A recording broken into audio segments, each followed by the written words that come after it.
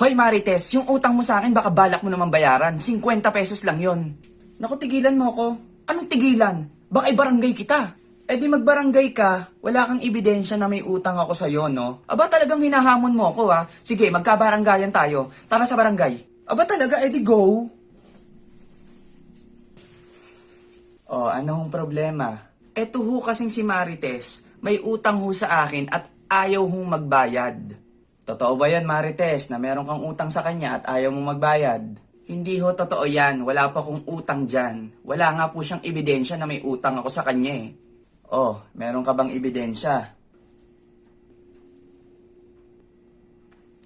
Totoo ho, umutang ho sa akin ito ng 5,000 piso at ayaw pong magbayad.